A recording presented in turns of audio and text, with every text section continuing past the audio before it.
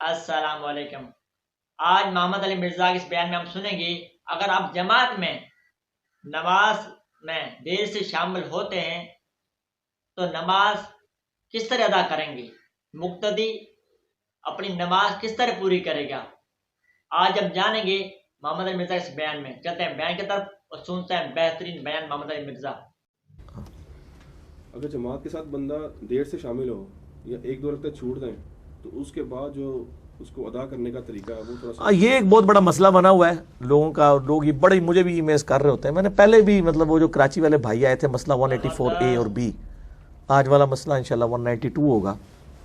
اس میں بھی بتایا تھا کہ کوئی مسئلہ نہ بنائے۔ بخاری مسلم میں حدیث موجود ہیں کہ بڑی تمانت کے ساتھ نماز کے لیے آؤ مسجد میں،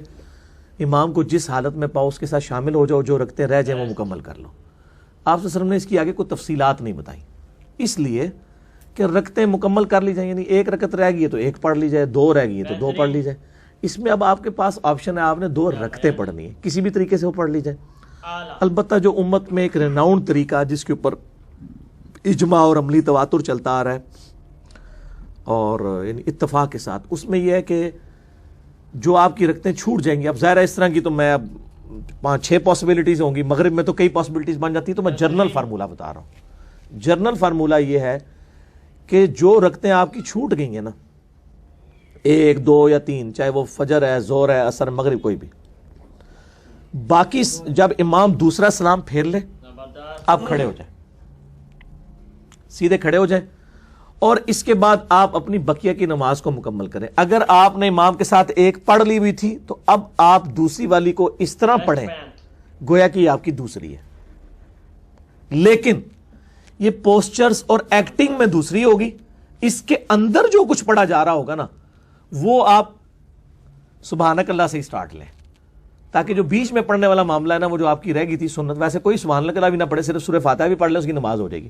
بہتر یہ کہ آپ سبحانک اللہ سورۃ الفاتحہ اور ساتھ سورت ملا لیں، پھر اس سے اگلی میں صرف سورۃ الفاتحہ اور سورت ملا لیں، اس سے اگلی میں صرف سورہ فاتحہ پڑھ لیں۔ اور اگر آپ صرف سورہ فاتحہ بھی پڑھ لیتے ہیں تو کوئی مسئلہ نہیں ہے، فاتحہ کے بغیر نماز نہیں ہوتی۔ باقی جو شامل کرنے والا معاملہ ہے وہ تو اضافی ہے، تو یعنی پوسچرز کے اعتبار سے وہ آپ کی اس اعتبار سے ہوگی کہ جو آپ امام کے ساتھ پڑھ چکے وہ آپ کی پہلے ہوگی شمار، ایک پڑھ چکے ہیں تو اب دوسری ہے، 2 پڑھ چکے ہیں تو وہ تیسری ہے، لیکن بیچ میں جو کچھ پڑھ رہے ہیں اس میں آپ سبحانک اللہ سے اسی ترتیب سے شروع کر دیں۔ اور اگر آپ دوسرے طریقے سے بھی پڑھنا چاہتے ہیں ٹھیک ہے۔ مغرب میں بھی اگر کسی کی ایک رکعت چھوٹ گئی ہے، اب ظاہر ہے کہ وہ ایک رکعت جب اس کی چھوٹ گئی ہے تو اب وہ اس نے امام کے ساتھ جو باقی کی 2 رکعتیں پڑھنی ہے، امام کے ساتھ ایک رکعت اس کی چھوٹی ہے تو وہ ایک پڑھ لے گا۔ اگر 2 چھوٹ گئی ہوئی ہیں اس کی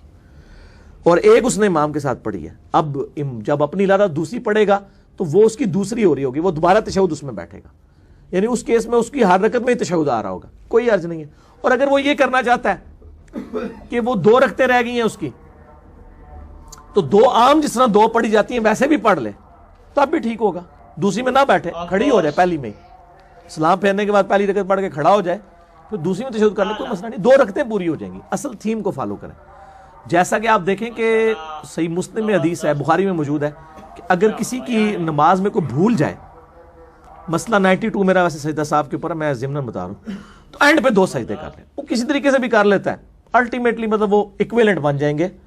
سلام پھیرنے سے پہلے کر دے، پھیرنے کے بعد 2 کر لے، 5 طریقے سجدہ صاحب کے میں نے مسئلہ نمبر 92 کے اندر بتائے ہیں، جسے شوق ہے تو وہ دیکھیں کن کن غلطیوں کے اوپر ہے۔ ابھی اذان شروع ہو گئی ہے، انشاءاللہ باقی جو ہم اذان کے بعد کرتے ہیں۔